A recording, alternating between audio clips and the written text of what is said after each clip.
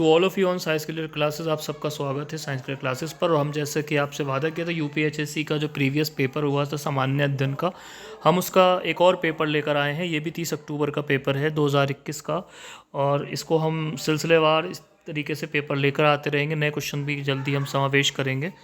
तो पहला क्वेश्चन है 1 megabyte is equal to, 1 megabyte बराबर होती है 1024 बाइट के, 1024 किलोबाइट के, 1024 गीगाबाइट के, 1024 बिट के। तो ये आसान सा सवाल था, इसमें कुछ नहीं है। इसमें जो है एक MB पूछी है आपसे, तो एक MB जो होती है वो 1024 KB के बराबर होती है। तो राइट ऑप्शन था इसका बी वाला। जो बी इसका ऑप्शन है वो राइट है। जो बी इसका ऑप्शन हो जाएगा वो राइट हो जाएगा। तो राइट ऑप्शन है इसका बी वाला। अगर हम बात करें, बी जो है इसका राइट ऑप्शन है। ठीक है। उसके बाद दूसरा क्वेश्चन है स्क्रीन पर, पर्यावरण प्रदूषण के संदर्भ में निम्नलिखित में से कौन सा सही है। पेपर क्रेडिट गोज टू अड्डा 247। पर्यावरण प्रदूषण के संदर्भ में निम्नलिखित में से कौन सा सही है, नीचे दिए गए कूट से सही उत्तर का चयन कीजिए। जल प्रदूषण, वायु प्रदूषण, ध्वनि प्रदूषण। तो पर्यावरण प्रदूषण के संदर्भ में इनमें से क्या सही है, तो तीनों ही प्रदूषण में आते हैं।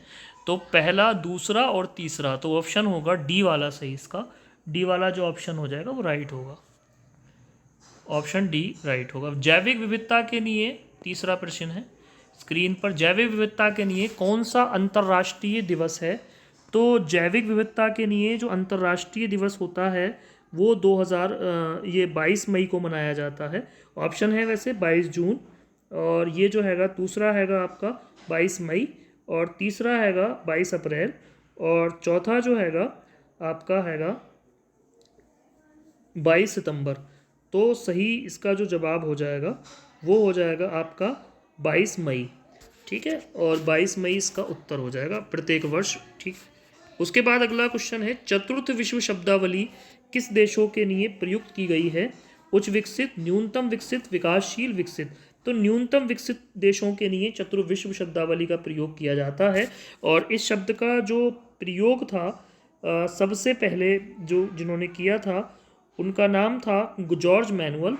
1970 में उन्होंने ये शब्द दिया, और ये कनाडियन सोशोलॉजिस्ट थे, कनाडा के सोशोलॉजिस्ट थे जिन्होंने ये शब्द दिया। तो इसका ऑप्शन हो जाएगा बी वाला राइट। नेक्स्ट क्वेश्चन लेंगे, प्रश्न 5 है,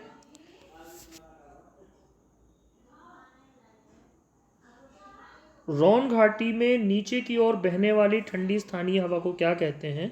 पहला है चिनूक, मिस्ट्रल, वोरा, बिल्जार्ड। तो घाटी में जो रॉन घाटी है, रॉन वैली है, इसमें जो हवा चलती है, शक्तिशाली हवा होती है। ये रॉन वैली, पहले तो मैं आपको बता दूं है कहाँ पर। रॉन घाटी जो है फ्रांस में है, और ये फ्रांस में जो है विशेषकर सर्दियों में ये हवा बहती है, और इस हवा को कहते हैं मिस्ट्रल एयर।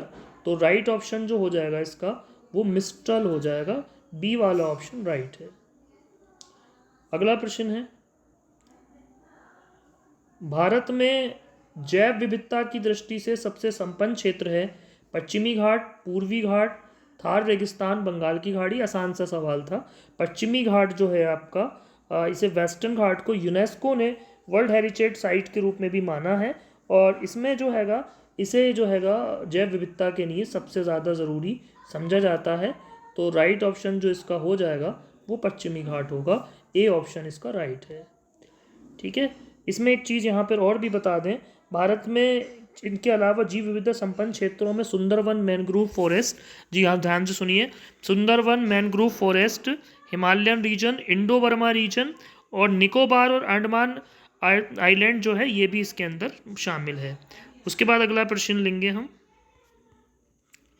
एक मैच दिया है आपको, उधर दूसरी सूची दी गई है आपको। मैच में कह रहा है विटीकल्चर है आपके पास।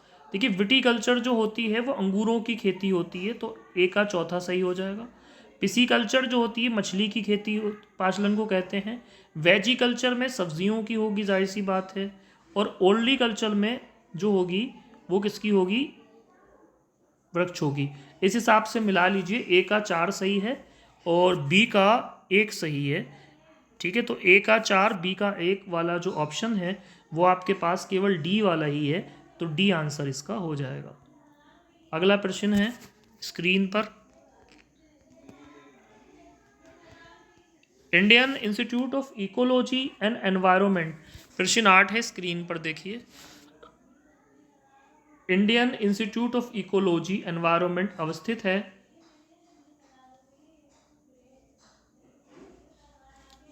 Indian institute of ecology environment अवस्थित है नई दिल्ली में, मुंबई में, कोलकाता में, तिरुवनंतपुरम में।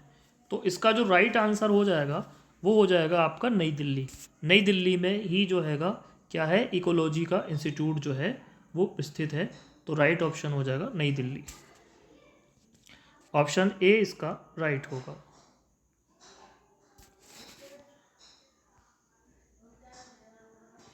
निम्नलिखित में से कौन सा राज्य जो हैगा कर्क रेखा के उत्तर में स्थित है? तो कर्क रेखा में के जो उत्तर में स्थित है वो राज्य आपको बताना है। झारखंड ए, बी मिजोरम, सी त्रिपुरा, डी मणिपुर। तो राइट ऑप्शन हो जाएगा इसका मिजोरम, वो सॉरी मणिपुर राइट ऑप्शन होगा इसका डी वाला। ठीक है, झारखंड जो है कर्क रेखा के मध्य से गुजरती है और जो मिजोरम है, मिजोरम में कर्क रेखा दक्षिणी भाग से गुजरती है। त्रिपुरा में जो कर्क रेखा है वो मध्य भाग से गुजरती है। तो फिर मणिपुर बचता है जिसमें से ये उत्तर से होकर गुजरती है। ऑप्शन डी जो है इसका राइट होगा।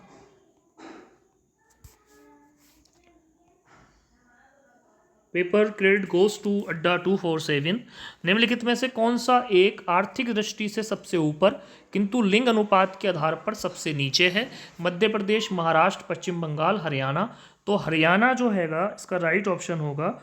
ठीक है, क्योंकि हरियाणा में आर्थिक दृष्टि, हरियाणा भारत के समृद्ध राज्यों में से एक हैगा और यहाँ पर जिसमें जो है उद्योगीकरण, कृषि और व्यापार की दृष्टि से विकास हुआ है। लेकिन अगर लिंग अनुपात की बात करें तो जनगणना 2011 के अनुसार ये सिर्फ 879 यानी 879 है इस यहाँ पर अभी लिंग अनुपात। अभी मैं आपको दिखा रहा हूँ, 879 है यहाँ पे लिंग अनुपात। और ये जो हैगा लड़कियों वगैरह के, क्योंकि जन्म पे यहाँ पे ज़्यादा बुरा माना जाता है, इसलिए यहाँ पर ऐसा है। उसके बाद अगला प्रश्न है, पृथ्वी तल के निकट सबसे वायुमंडल की परत का क्या नाम है? ए बाहा मंडल, बी आयन मंडल, सी क्षोभ मंडल, डी समताप मंडल। तो राइट ऑप्शन होगा इसका आपका जो होगा क्षोभ मंडल। पृथ्वी तल के सबसे निकट वायुमंडल की परत का नाम क्षोभ मंडल होता है। ठीक है, क्षोभ मंडल की अगर हम विशेषताएं की बात करें तो ये विषुवत रेखा पर लगभग 8 किलोमीटर, उसमें विषुवत रेखा पर 8 किलोमीटर से 18 किलोमीटर तक होती है। यहाँ अधिकतर जो मौसमी घटनाएं हैं वो होती हैं, जैसे बारिश है, आंधी है, तूफान है। ठीक है, और जैसे जैसे ऊंचाई बढ़ती है तापमान लगभग 6.5 डिग्री सेल्सियस प्रति किलोमीटर की दर से घटता जाता है।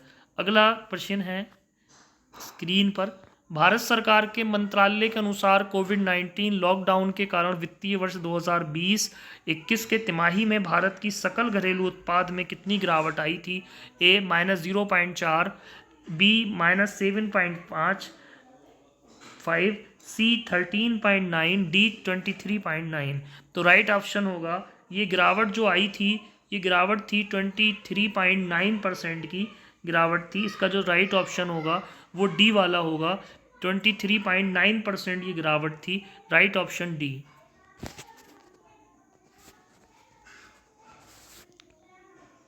उसके बाद अगला प्रश्न है, भारत के किस प्रकार के का बैंक विभेदित बैंक के रूप में स्थापित माना जाता है? भुगतान बैंक, लघु वित्त बैंक, वाणिज्यिक बैंक। तो आप इसको समझ लीजिए, इसमें से जो विभेदित बैंक माना जाता है वो लघु वित्त बैंक माना जाता है। ठीक है, जो लघु वित्त बैंक किन्हें सेवाएं देते हैं? उन्हें सेवाएं देते हैं जो सामान्य बैंक से सेवा नहीं ले पाते, जैसे कि छोटी छोटी इंडस्ट्रीज़ है। ठीक है, असंगठित क्षेत्र के कर्मचारी, कृषक और लघु व्यापारी। तो इसका जो राइट ऑप्शन हो जाएगा लघु वित्त बैंक। इसके हिसाब से ऑप्शन 2 जो है इसका सही होगा।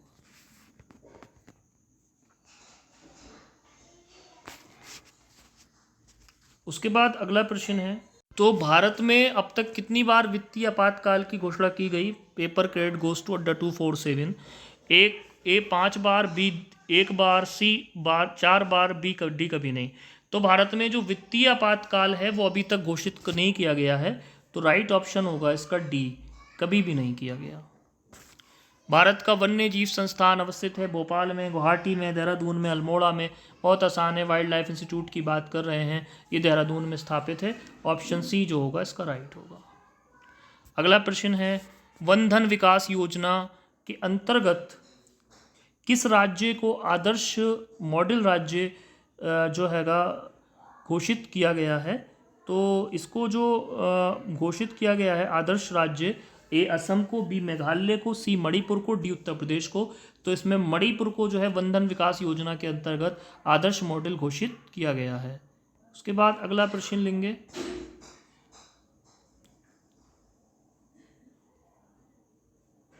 प्रवासी भारतीय केंद्र और विदेश सेवा संस्थान का नाम बदलकर किस पूर्व भारतीय केंद्रीय मंत्री के नाम पर रखा गया है? ए अरुण जेटली, बी सुषमा स्वराज, सी जसवंत सिंह, डी यशवंत सिन्हा। तो आसान सा सवाल है क्योंकि विदेश मंत्री भी रही थी सुषमा स्वराज और ये बहुत काम करती थी प्रवासियों के लिए।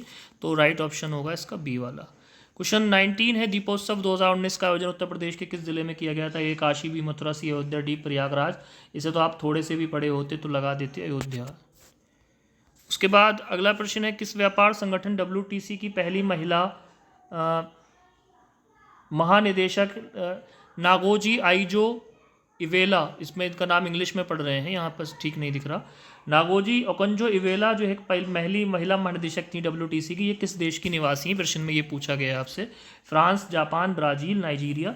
तो ये जो है नाइजीरिया की रहने वाली हैं, ठीक है, ये नाइजीरिया की रहने वाली हैं और ये इनको जो हैगा डायरेक्टर जनरल बनाई गई थी 1 मार्च 2021 को WTO की, और ये जो हैगा नाइजीरिया से आती हैं। तो डी ऑप्शन जो है इसका राइट था। फिर उसके बाद कह रहा है, which has become the first state in India to implement the national education policy 2020 from the academic year 2021 to 22? A Maharashtra, B Kerala, C Karnataka, D Gujarat. ये क्वेश्चन जो है थोड़ा सा अजीब सा बनाया है इन्होंने, क्योंकि जो पहला राज्य था वो मध्य प्रदेश था। मध्य प्रदेश ने NEP को सबसे पहले चालू किया, लगाया। लेकिन अभी जो क्वेश्चन इसमें दे रखा है इसके हिसाब से जो हैगा ऑप्शन, क्योंकि या तो फिर क्वेश्चन ये पूछना चाहिए कि इनमें से कौन सा राज्य है जिसने किया, तो इस क्वेश्चन को जो हैगा आयोग ही समझ सकता है कि उसने क्या सोच के पूछा होगा, ठीक है। उसके बाद अगला प्रश्न है, निम्नलिखित में से कौन सा देश क्वाड का सदस्य नहीं है? ठीक है, क्वाड क्या है? क्वाड का मतलब है क्वाड्रिलेटरल सिक्योरिटी डायलॉग, और ये जो है क्वाड का सदस्य देश जो है भारत भी है, अमेरिका भी है, जापान भी है, ऑस्ट्रेलिया भी है। तो कौन सा देश बचता है? ए जापान, बी दक्षिण कोरिया, सी ऑस्ट्रेलिया, डी संयुक्त राज्य अमेरिका। तो एक ही देश बचता है, दक्षिण कोरिया, इसका राइट ऑप्शन था।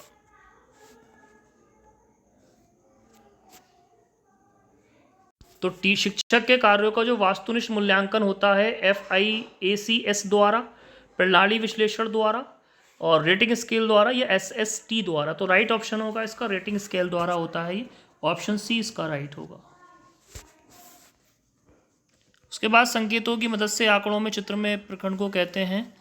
तो संकेतों की मदद से, ये तो अंग्रेजी में ही हो पाएगा क्योंकि pictorial representation of data using symbol is known as bar graph, pictograph. तो इसे हम जो है पिक्टोग्राफ कहते हैं, बी वाला ऑप्शन सही होगा। क्वेश्चन उसके बाद है 24, सबके लिए शिक्षा पर विश्व सम्मेलन 1990 में किस स्थान पर हुआ था? A Thailand, B Geneva, C Cuba, D Sri Lanka. तो ये था आपका जो हुआ था, ये आपका हुआ था थाईलैंड में।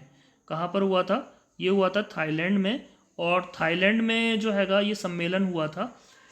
इसमें सबके लिए शिक्षा, एजुकेशन फॉर ऑल की बात कही गई थी, और 2000 तक सभी को शिक्षा प्राप्त करने का लक्ष्य दिया गया था। तो ऑप्शन ए ही इसका राइट हो जाएगा, थाईलैंड। भारत में उच्च शिक्षा को क्षेत्रवार नियंत्रित करने के लिए UGC ने पुणे, हैदराबाद, कोलकाता, भोपाल, गुवाहाटी और बेंगलुरु में 6 केंद्र खोले। वे कब खोले गए? ए 1996 से 1997, बी 1994 से 1995, सी 1999 से 2000, डी 2014 से 2015। तो ऑप्शन बी जो होगा वो राइट हो जाएगा, 1994 से 1995। ठीक है, उसके बाद अगला प्रश्न लेते हैं 26वां। निम्नलिखित में से किस में यादृच्छिकरण नहीं किया जाता? त्वरित न्यायाधीश, सौदेश्य न्यायाधीश और बहुस्तर न्यायाधीश और व्यवस्थित न्यायाधीश। रिसर्च से क्वेश्चन है ये। तो इसमें सौदेश्य जो न्यायाधीश होता है उसमें रैंडमाइजेशन नहीं किया जाता। बी ऑप्शन इसका राइट होगा। The smallest unit in digital system is bit, character, byte और वर्ड। तो राइट ऑप्शन हो जाएगा इसका बिट, ए वाला। What does IP mean in internet, sorry internet शब्दावली में आईपी का क्या अर्थ है? Internet provider, internet protocol, internet processor, internet processor. Right option होगा बी वाला, इंटरनेट प्रोटोकॉल।